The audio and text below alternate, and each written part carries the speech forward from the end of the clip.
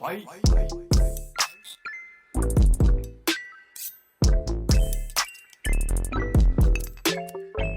Hi, I'm Colleen. I'm Senior Account Manager at Trio Media, and I am host of our new podcast, the Running Riot podcast. So yeah, this is our first episode. I have the pleasure of having Jess. Hello. What does Jess do? I'm the video and multimedia exec at Trio Media. Exactly.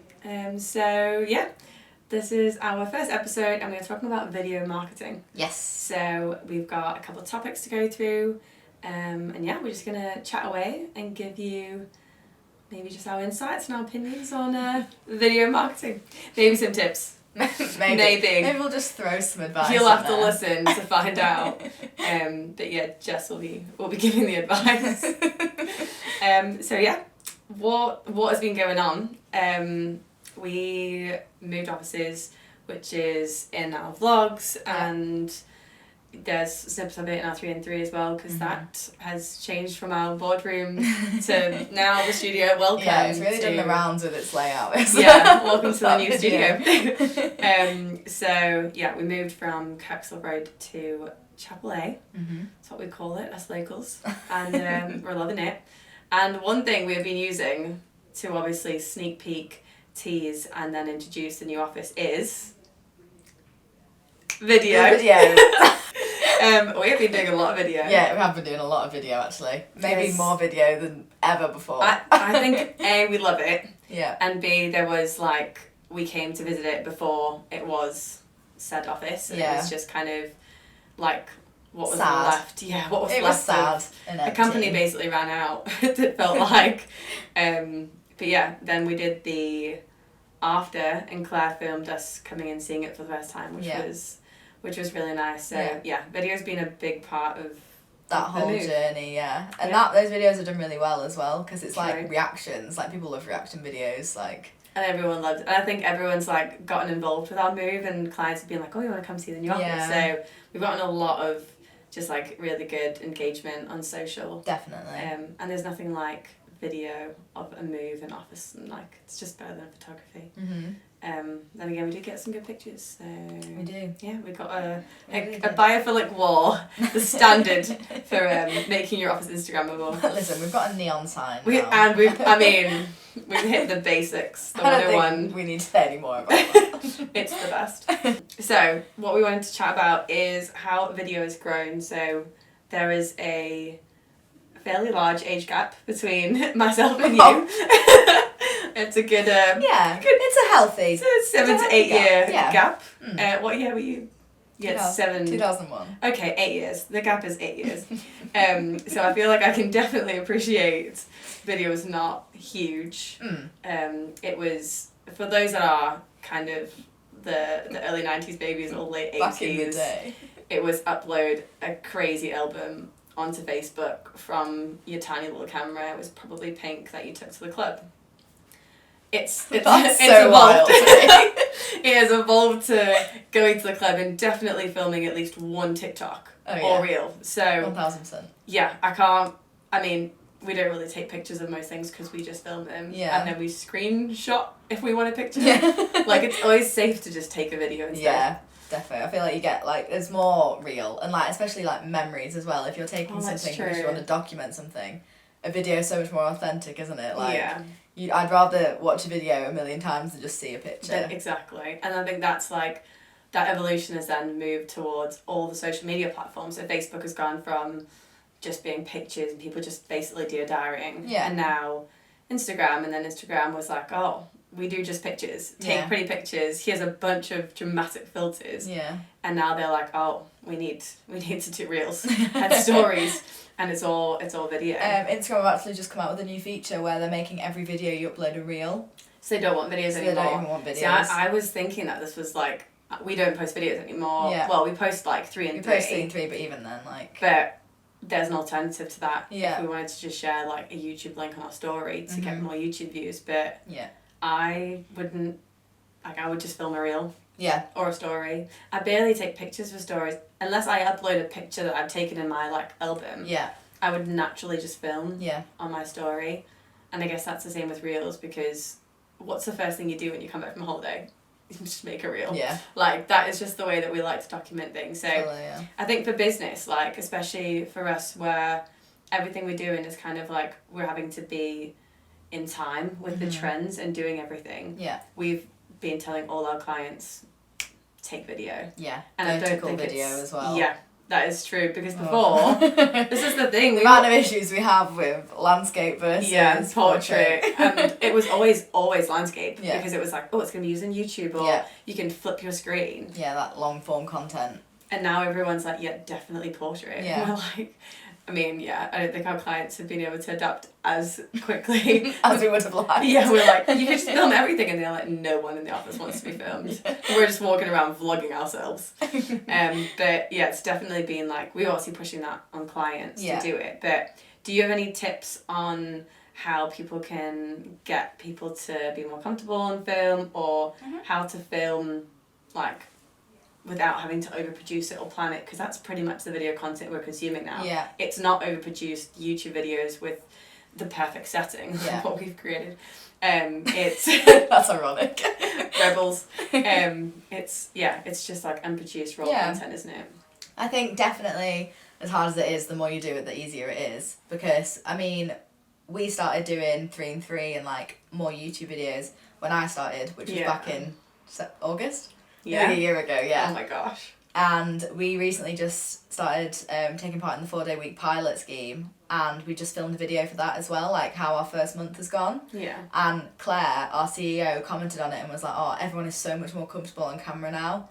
It's like even the more like reserved, like quieter, naturally characters, they are now a lot more comfortable on camera because I've forced them to be on it. We've literally been like, here, just talk. Yeah, like every single week. And obviously it's not going to take a year. It's going to take a lot. Yeah. It's a shorter amount of time than that. But yeah, I think definitely the more you do it, the more comfortable you are. I mean, even me, like I didn't, like everyone has to start somewhere. Like if you're an actual vlogging. Yeah, exactly. And you get better at it the more you do it. It's like everything, practice makes perfect. And I think being on camera is definitely part of that. And I think a lot of people think, I need to take like 5 takes and I need to edit it, and that's probably what's more convenient for clients now, and for anyone that's like, oh, I have filmed some things but I'm too scared to let it like put it out there. And it's like, but if you don't try, you won't know. Yeah. So if everyone else is being more raw and being more natural, then that is going to obviously make you more confident. But also if you put a video out, it might just give someone else a confidence boost to be like, oh, my content's also not perfect, and I'm also nervous, but I'm going to do it. Yeah. So I do think, like, you could not only be empowering others by just doing it, but you're also just, you feel the same way as everyone else does. Not everyone is just like, I'm just going to film this and it's going to be amazing first. It's not. Yeah. That's an unrealistic expectation. So maybe, also just, like, just be a bit more mellow. Don't worry about the views. Like, remember our TikToks, how much we were like, it needs like, to have, we need to have this many thousands of views, we're deleting it. Get rid of like, it. And now we're like, we don't care, because we get in other forms of engagement that are way more important than chasing like the views. Completely. And I think practice definitely like makes perfect in terms of that raw, authentic content. I think TikTok prefers the more authentic side to things as well.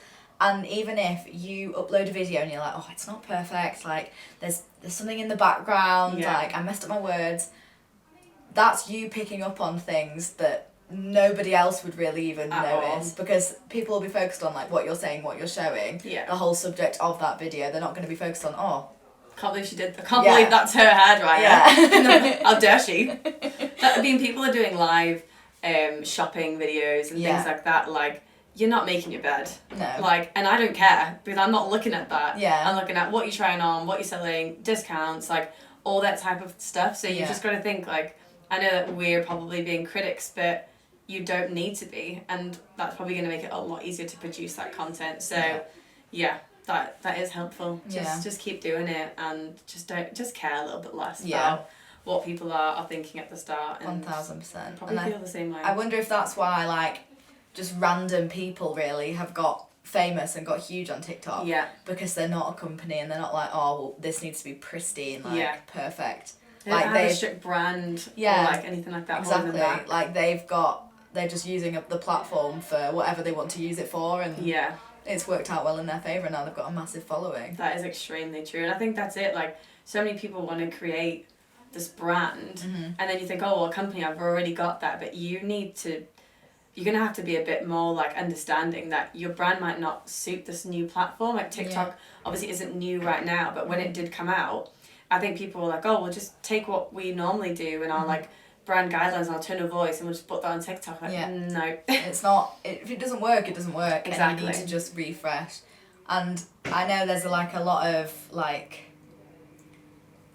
conversation around, like, consistency is key. Yeah. But if it's not working, you need to have that conversation. You need to change it up, otherwise you're just going to be stuck. You're just forcing it as well. I think that's it. Like, yes, we're saying don't over-stress about views, but if you see that there's constantly just really low, like, why wouldn't you try something else? Yeah. And people are like, oh, all you do is just jump on trends, and it's like, well, yes we do, but you can jump on trends and still make it personal to your brand or to you or yourself. Like, you can still put your touch on it. So I think people do stress a bit too much about the type of content they're letting out compared to the brand that they have on other platforms. It's like, that target audience knows that this platform is different. They know your content's going to be different. And even, like, companies that I see, like, especially, like, say Aldi, for instance, on Twitter, or Innocent Smoothies on Twitter. Yeah. They don't always talk about how great their smoothies is and how great their food is. Like, is it reactive marketing? Yes. Yeah, they do that, like, in terms of an event that happens or something's going viral, they would then tweet about it and make it their own thing. And that is just, I feel like that is exactly what TikTok and, less Reels, I'd say more TikTok, kind of started with. It was like, oh, you could do a video, and then it was like, oh, you could do a duet, and then and like, they started being like, oh, you want to get involved with other people's content. So that it was made for that. It was made for people to not rip off in a bad way, but, like, you know, to take do inspiration and then create their own version of it. So just if you are a company that is feeling like you aren't for TikTok, because we have heard that so many times from potential clients and current clients, and we've just been like, just think of it as a whole new platform. Don't think of it as matching what you currently do for social media. So that is one big tip that we would give. And then the other thing was just kind of the rise of TikTok and Reels in general, and how we think that has evolved based purely off our attention span. So doesn't matter what company you're in, the fact is your target audience, like, our attention span is just so low now. We do just want to consume shorter videos. But then again, TikTok's now opened the fact that you can do longer videos. So are they trying to get users to spend more time on their platform? I'm interested to see what sort of videos those, like, 10-minute videos would be. Like, what are you watching for 10 minutes? Yeah, what am I going to watch for 10 minutes? I don't think I could watch someone, like, say, like, an influencer. I don't think I could watch an influencer for 10 minutes on TikTok. But would you watch a YouTube video of them for 10 minutes? Yeah. So I guess it just depends on what content they release. And this is the thing with TikTok and Reels, like, we are always, and even Shorts and YouTube, like, we're always interested to see who the first people are, and brands especially for us. Yeah. Like, who they are and what they do, and will people copy it if it's successful, or make it successful because they're the first to do it. Yeah. But if you put the same YouTube content on TikTok, I'm not there for that. No. So I don't want it, but then I don't want to watch 10 minutes of the content you are creating that's 2 minutes because it's too much. Yeah. So I definitely think that they're testing it, they're trying it, and we could come back in 6 months and go, watch YouTube style videos on TikTok. Yeah. But currently, I definitely think that when you're creating videos, we need to consider how short the attention span is and how to get to the point quickly, I guess. Yeah. There was an article that I read. I read that article. Wow. From Texas. That I read recently, all about YouTube Shorts, and it was the top creator on YouTube, and he said that YouTube Shorts is just the way to maximise your growth, maximise, like, your community. And we saw that, like, we went through a phase of posting Reels and TikToks, just repurposing them, like, going on watermark remover apps, removing them up, like the TikTok watermark, and then posting them onto Shorts. And we saw so many more subscribers, like, gained in that time. Like, it was such a hit and miss though. Like, some ones would do really well, some ones would get like 2 views, some ones would get like 5.4k. Like, it was just so weird And I didn't know whether it was to do with what time we were posting, like what day of the week, and none of it made any sense to me whatsoever. Like, there's still no conclusive answer as to why some did better than others, but yeah, I think definitely short form content is the way ahead if you want to grow your audience.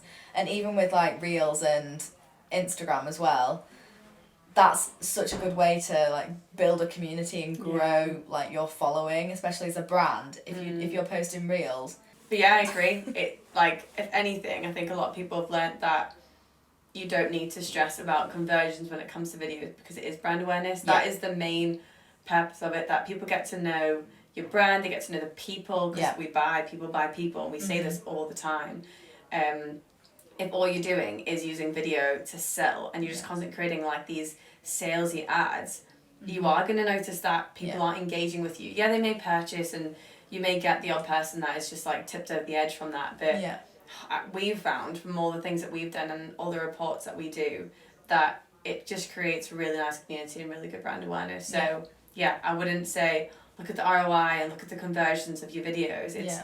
It's more just like look at your community growing and look at more people being involved because they actually understand your brand, because that's what you learn through video. So and then what other topic we had was also how, I mean, obviously we're a full digital marketing agency, but there are other benefits to video like SEO and using subtitles in search. So YouTube essentially, I mean, we don't even consider it social media, we call it another search engine. Yeah. Because how many times do you search things just straight into YouTube? Yeah. Like, no, fully. And like reviews and stuff as well. Tutorials. Like that is where we go. So if you start doing things like subtitles and adding that in, then that video has even more value because now there's like keywords in it, and we do it in our descriptions, like we put links and things like that, so that people can have like a CTA and they can go places. So there's a journey you can create with it. I don't think videos are just like, here's a video, end of. That's such a good point. Another thing we've started doing is putting sort of what, like, those descriptions are so important. I don't think people realise how important YouTube descriptions are, especially when you're searching for a video. Like, I always search on YouTube, like, digital marketing news to see what we come up, like, with our 3 and 3s. Yeah. And it was only the videos that had in the description, this week in our digital marketing news, like, you have to talk about, like, use your keywords in your description because that is what gets you up there. Like, YouTube can't read a video like it can read a description, so you've got to get in there with just describing it, and don't leave it all up to the video. There are way more ways to get that video seen, and then again, obviously making it more accessible to different people do like translations, and obviously subtitles help as well, so just making it accessible to everyone and anyone, and it also means that when people search, like I use it more and more these days, but like if I'm lazy and don't go straight to YouTube, I'll Google something and click straight on the video tab because I know YouTube's coming up first. Yeah. So I just think like images used to be the big thing on Google and now it's video. So get your video out there, and then you probably are more likely to be found for different keywords as well if you're creating that video content. So the last topic is about influencers and using video marketing. So we offer influencing services at Trio, and it's something that I think a lot of people are doing more of. So before it was influencers and pictures, so it's not like it's evolved massively, it went from pictures to video, but I just think that people are seeing now like it's so much more authentic to get user generated content. And yes, it could be a huge influencer, it could be a micro influencer, it could just be genuinely you say to someone when you try our product or service, like, do you mind giving us a review? We do it with case studies with clients, and we're a service provider, not product. So I think video has really helped increase people's confidence in buying from new companies. Definitely. I think especially TikTok has really helped in that, because TikTok shops, they are often run by influencers, people who seem down to earth, who people have more of a bond with online, they can trust, they know. And when they see those people, those real people pushing products, they're like, oh, well, they must be good. Exactly. Yeah. It's crazy how that works. So wrapping up our first episode of the Running Minute podcast, we've been talking all about video marketing and how to get started if you haven't already. And Jess just said, just do it. Just Just do it. That is my one phrase. One phrase. Basically, we're nice. Just do it. And yes, I don't overthink it. Create some unproduced content. Mm-hmm. And yeah, if you're not doing it already, you're behind. Yeah. But you don't need a fancy video editor. You don't need this big production. You need it doesn't need to be a big budget. You just get your phone and film a video. Exactly. So if you need help with video marketing, just give us a shout. Yeah, you know it's us. But yeah, we hope that you found this interesting. Yeah. And useful. We really do. And we will be releasing one of these every week, so stay tuned for more. Check out our 3 and 3 and our weekly vlogs on YouTube. Yeah, thanks for having me. You're welcome. First guest, so good luck with the rest of them. Let's hope it goes. I mean, not that we're at the bottom. Let's hope it goes up. The only way. The only way should be up. So yeah, we hope you enjoyed. Bye guys. Bye. Bye. Bye.